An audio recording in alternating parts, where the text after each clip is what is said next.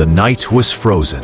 The snow was falling, and a small winged child stood alone under twin moons, waiting for a mother who never came home. One tired man, walking past without looking, could have changed nothing. But the moment he stopped, everything began to change. This is not a story about heroes or monsters. It is a story about a single choice, a frightened child, and the quiet power of kindness that turns strangers into family. If you are new to the channel, please subscribe to the channel, like the video, and tell us where you are watching from.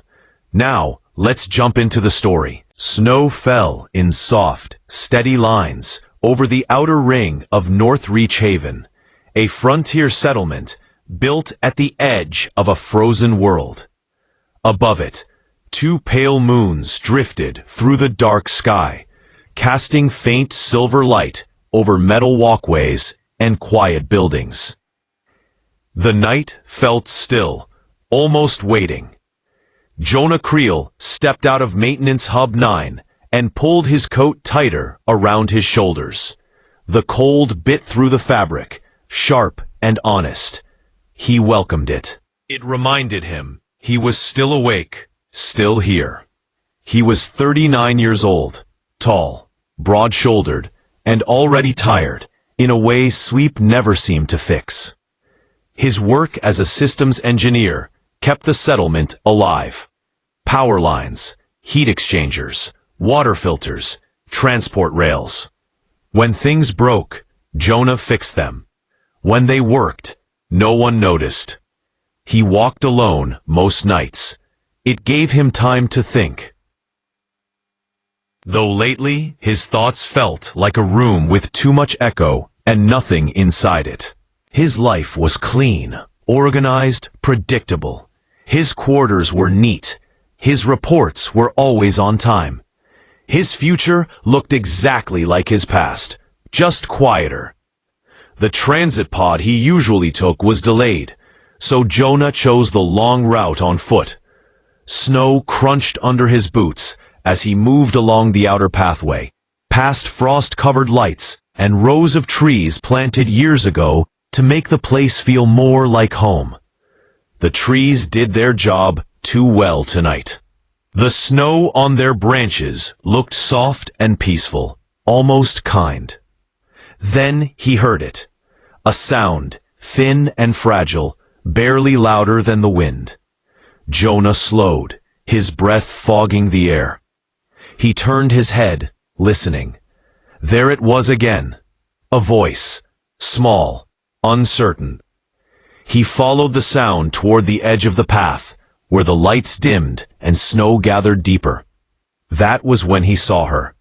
She stood near a frozen railing, much too small to be alone.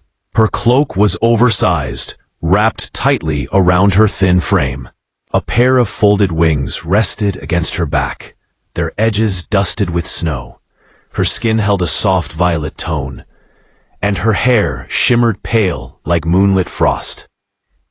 She was not human. Jonah stopped several steps away. The child turned, eyes wide and bright, reflecting the station lights. Her tail flicked once behind her, quick and nervous. He lowered himself slowly, keeping his hands visible. "Hey," he said gently. "It's very cold to be out here. Are you lost?" The girl hesitated, studying his face as if weighing something important. Snow gathered on her lashes, melting into tiny drops. "Sir," she said, her voice shaking, "my mama did not come home." The words landed hard, as if the night itself had gone quiet to hear them. Jonah felt his chest tighten. He had worked alongside her people for years, enough to understand the meaning behind her words. For a child to be alone like this, something was wrong. He shifted closer, careful not to frighten her. "What is your name?" he asked. "Luma," she whispered. "Luma Ashvale." "I'm Jonah," he said. "Do you know where your mother went?" Luma shook her head. "She said she would return after her work. She always does. But the den was empty. I waited. I waited a long time. Snowflakes clung to her hair like stars, caught in silver threads. Her wings trembled slightly beneath the cloak. Jonah glanced around. The path was empty. The cold was deepening. This was no place for a child, human or not. "How long have you been here?" he asked. "Since the lights changed," Luma said softly. "I thought maybe she went the wrong way. Or maybe I did." The honesty in her voice cut through him. Children were not meant to carry worry like this. "Did anyone know you left?" Jonah asked. "Neighbor Talvin watched me before," Luma said, "but she had to go to her shift. She said everything would be fine. But it is not fine." Jonah looked at the child again. Really looked this time. The fear in her eyes was the same fear he had seen in broken systems just before failure. Something important had been left unsupported. "Luma," he said, steady and calm, "you shouldn't be alone in this weather. I can help you look for your mother." Her gaze searched his face, slow and careful. "You will not leave me." The question was simple. The weight behind it was not. Jonah answered without thinking. "No, I won't." Something in her posture eased, just a little. She stepped closer, her mittened hand hovering near his, unsure. "My mama's name is Sarah Ashvale," she said. "She is a healer. She helps everyone." "Then she must be very strong," Jonah replied. Luma nodded. "She says every life matters, even when it is tired." Jonah swallowed. He had spent years fixing machines so people could live, but he had never thought much about the cost of caring itself. "Where is your home?" he asked. Luma pointed down the long, snow-covered corridor. "That way, but everything looks the same tonight." Jonah stood and held out his hand. "Then let's walk together." After a brief pause, Luma placed her small hand in his. It was cool, lighter than he expected, but the grip was firm. As they stepped into the falling snow, Jonah felt something shift inside him. He did not yet know why this moment mattered, only that it did. The night no longer felt empty. It felt like the beginning of a question he could not ignore. And somewhere beneath the twin moons, a quiet choice had been made. Tss. The snow thickened as they walked, softening every sound until Northreach Haven felt wrapped in quiet. Jonah adjusted his pace to match Luma's shorter steps. She moved carefully, wings tucked close, her boots leaving uneven prints beside his. "Does the snow always fall like this?" Luma asked. "Not always," Jonah said. "But when it does, it makes the place feel smaller, like the world is holding its breath." Luma considered that. Maybe the world is listening. Jonah glanced at her, surprised by the thought. Maybe it is. They passed rows of dim residences, their windows glowing faintly behind layers of frost. Jonah noticed how often Luma looked up at the doors, as if expecting one of them to open and reveal her mother smiling in relief. Each time it didn't happen, her shoulders sank just a little. "Tell me about your mama," Jonah said gently. "It might help us figure out where she could be." Luma nodded. "She works at the healing center in the East Ring. She helps people when they are hurt or sick. Sometimes she comes home tired, but she always smiles when she sees me." "Does she usually work late?" he asked. "Sometimes," Luma said, "but she always sends a message. Always. Even if it's just a few words." Jonah filed that away. Someone who always checked in did not simply disappear. They reached a junction where several walkways branched off, all coated in white. Luma slowed, uncertainty flickering across her face. "It's hard to tell," she murmured. "The markers are hidden." Jonah crouched beside her and activated his wrist display, projecting a soft blue map between them. "We'll take it one step at a time. You're doing fine." She studied the map with serious focus. "I think it's this one." They turned, walking toward the residential zone designed for mixed-species families. The buildings here were wider, taller, shaped with curves instead of sharp angles. Jonah had passed through before, but never paid much attention. As they walked, Luma spoke in a quiet stream, as if afraid that silence might let her fear grow. "My mama reads to me every night," she said. "Stories about flying between stars. She makes the voices funny." Jonah smiled, despite himself. "She sounds like a good storyteller. She says stories help us remember who we are," Luma replied, "even when things are scary." The words settled into Jonah's thoughts. His own childhood stories had been manuals and schedules, instructions on how to be useful. No one had read to him for comfort. They reached a yellow-toned building halfway down the street. A blue symbol was fixed beside the door, half covered in snow. "This is our home," Luma said, her voice small again. Jonah brushed snow from the symbol, revealing interlocking circles. "It's beautiful," Luma said. She pulled a key from beneath her cloak, hesitating before the door. "Mama said only to use it if it was important." "This is important," Jonah said softly. The door slid open with a quiet hiss. Cold air greeted them, followed by stillness. Jonah stepped inside first, letting the lights warm slowly. The space was modest, but filled with signs of care. Drawings lined the walls. Small handcrafted decorations rested on shelves. Everything felt lived in, loved. "Mama?" Luma called. No answer.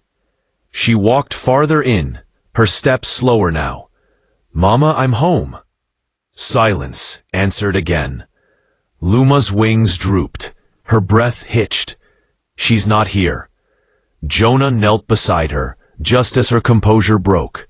She clutched her cloak, tears streaking down her cheeks. "She promised," Luma sobbed. "She always keeps promises." Jonah wrapped his arms around her, careful of her wings. She shook against him, grief pouring out all at once. "Hey," he murmured, "it's okay to be scared. You don't have to be brave right now." After a while, her crying eased into quiet hiccups. Jonah helped her sit on the couch and handed her a small blanket from a nearby chair. "Luma," he said gently, "I'm going to contact the healing center. If your mama works there, they might know something." She nodded, wiping her eyes. "Please." Jonah stepped aside and activated his communicator. The wait felt long, every second stretching. When a voice finally answered, he explained carefully, choosing each word with care. There was a pause on the other end, then typing, then another pause. "Sarah Ashvale," the administrator said at last. "Yes, she was admitted yesterday. Severe exhaustion and infection.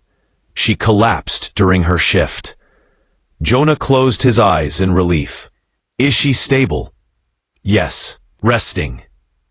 "She's been asking about her daughter." Section 2. Jonah looked at Luma, who was watching him with wide, hopeful eyes. "Thank you," he said. "We're coming." "Jonah," he said, smiling softly, "your mama is alive. She's at the healing center." For a heartbeat, Luma didn't move.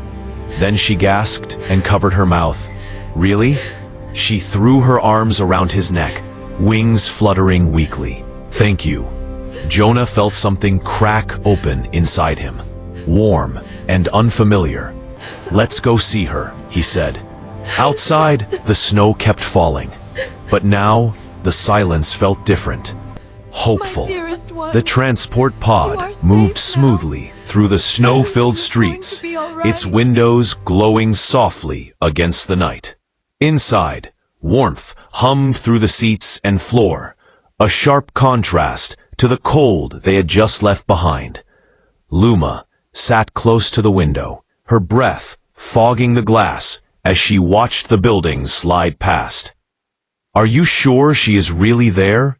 she asked, her voice quiet but urgent. Jonah nodded. "I'm sure. The healing center confirmed it. She's been asking for you." Luma hugged a small fabric creature she had grabbed from home. A worn toy shaped like a flying beast with stitched wings. She pressed it to her chest as if it were part of her. "She must have been so scared," Luma said, "when she wakes up and I am not there." "She won't be scared anymore," Jonah replied. "You're going to her now." The pod slowed as it approached the Eastern Medical Complex, a cluster of tall buildings connected by enclosed walkways. Lights glowed from every level, steady and reassuring. Inside, the air smelled clean and faintly herbal. The floors shone, reflecting soft overhead lights. Jonah guided Luma through the corridors, his hand steady in hers. She walked faster now, excitement and worry tangled together. They stopped in front of a door marked with a gentle blue symbol. Jonah tapped the panel and it slid open. Inside, a Kelvari woman lay resting on a medical bed. Thin blankets pulled up to her chest. Her skin was pale lavender, her silver hair loose against the pillow. Monitors hummed quietly beside her. For a moment, Luma froze. Then the woman's eyes opened. "Luma," Sira whispered, her voice rough but full of life. Luma ran forward, nearly tripping in her haste. Jonah helped lift her onto the bed, careful of the lines and equipment. Sira wrapped her arms around her daughter, wings shifting weakly as she held her close. "Mama," Luma cried, "I was so scared." "I know," Sarah said, tears slipping down her cheeks. "I'm so sorry. I tried to come home. I tried." They held each other, crying and laughing at the same time, the kind of sound that came from relief so deep it hurt. Jonah stepped back, giving them space, his own chest tight. After a few moments, Sarah looked up and noticed him standing there. "Who are you?" she asked gently, though her arm tightened around Luma in instinctive protection. "Pen, my name is Jonah Creel," he said. "I found Luma outside in the snow. She was looking for you." Sarah's eyes widened. "You helped her alone?" Sarah's expression softened, gratitude washing over her face. "Thank you. You don't know what this means to me." Luma looked between them. "He kept his promise, Mama. He didn't leave me." Sarah reached out and took Jonah's hand. Her grip was weak but firm. "Then you have my thanks. And more than that, my respect." A healer stepped into the room, a calm presence with tired eyes and a kind smile. "It looks like someone's medicine has arrived. Can she stay?" Sarah asked quickly. "Just for tonight." The healer hesitated, then nodded. "We'll make arrangements." Jonah found himself speaking without planning to. "I'll help however I can." Sarah studied him for a long moment. "Why?" she asked softly. "Why did you stop?" Jonah took a breath. "Because I've spent years fixing systems and forgetting people. Tonight reminded me what matters." Sarah smiled faintly. "Then my daughter found the right person." Later, Luma fell asleep curled against her mother, her toy tucked under her chin. Sarah drifted into rest soon after, her breathing steady. Jonah stood quietly, watching them. Something inside him felt different, lighter. Outside the room, the healer finished paperwork. "She'll recover fully," she said. But she pushed herself too hard. "She won't be alone now," Jonah replied. When he finally stepped back into the snowy night, the cold felt gentler. The twin moons hung higher, brighter. Jonah walked slowly, no longer thinking about schedules or reports. He thought about choices, about how one moment of stopping had changed the course of a night. For the first time in years, he felt awake.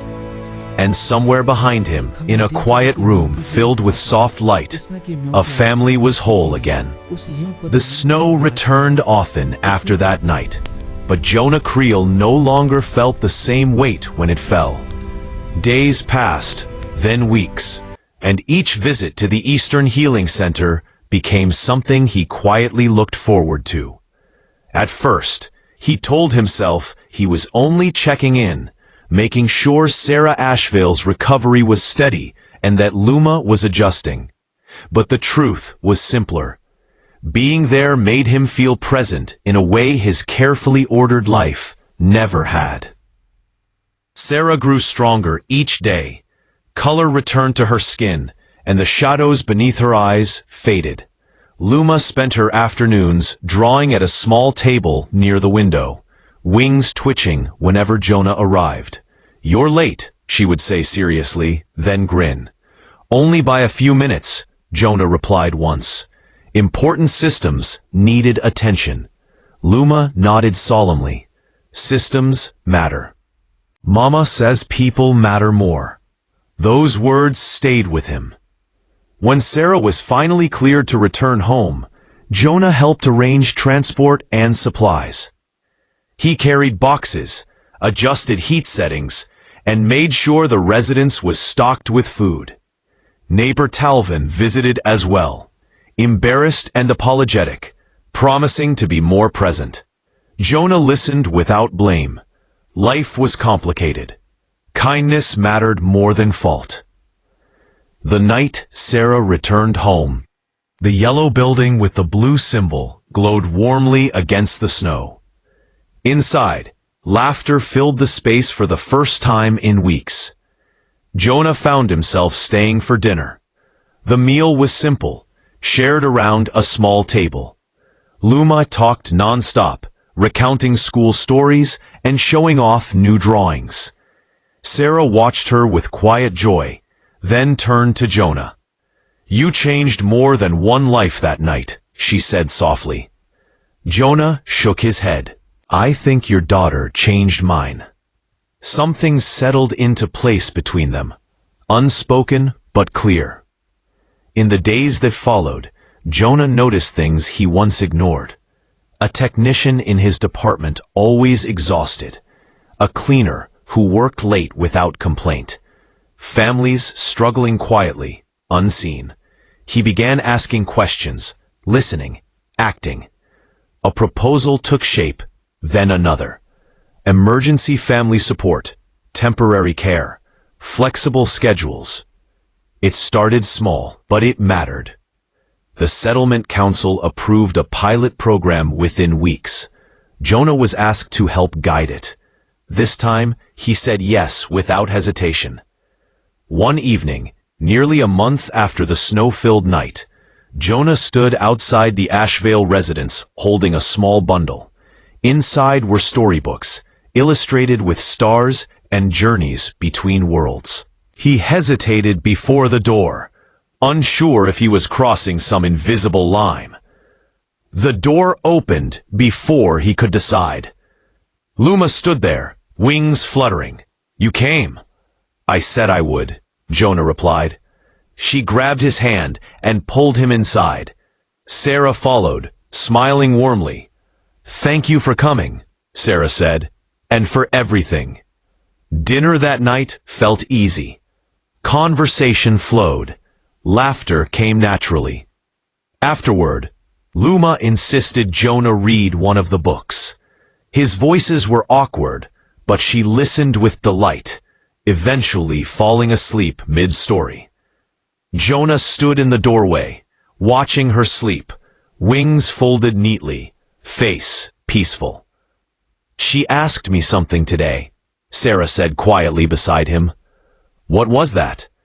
"She asked if you could be part of our family, not by blood, by choice." Jonah's breath caught. "And what did you say?" "That it wasn't only my decision." He thought of the empty quarters he used to return to, of the silence. Then he thought of snow falling and a small voice asking for help. "I would be honored," he said. Sarah's eyes softened. She placed her hand over his. "Then welcome." Later, they sat together on the couch, not speaking, just watching the snow drift past the window. The twin moons reflected faintly in the glass. "I used to think my life was finished," Jonah said, "that everything important was behind me." Sarah leaned against his shoulder. "Sometimes the beginning comes later than we expect." Outside, the world continued its slow turning. Inside, warmth lingered. And in the next room, a child slept safely, dreaming of stars, unaware that her courage had reshaped 3 lives. Jonah closed his eyes, breathing in the quiet. He was no longer empty. He was home.